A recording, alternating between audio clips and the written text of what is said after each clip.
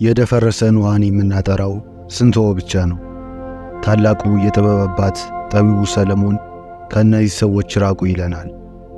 ይህ በፈጣሪው ዘንድ የተወደደ ታላቅ ጠቢብ ከምን አይነት ሰው መራቅ እንዳለብን ይነግረናል። ንግግራቸው ጠማማ ከሆኑ ሰዎች ራቁ። ክፉ በመስራት ከሚደሰቱ ሰዎች ራቁ።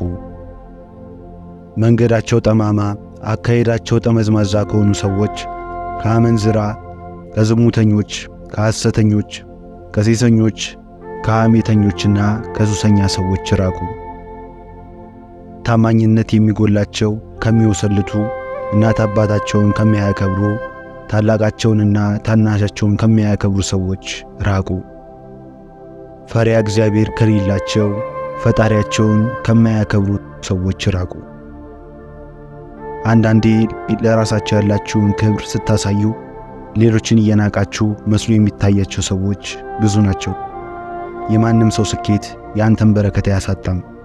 ይልቅ በሰዎች ስኬት ላይ የምትዘራው መልካም ዘር ያንተ መባረክ ይጨምርልሃልና ምንጊዜም ለራስህ ለሰዎችና ለፈጣሪ ቅን ሥራ ሰርተህ እለፍ። እግዚአብሔር ማስተዋልን ጥበብና ዕውቀትን ከትሕትና ጋር ያድለን። አሜን።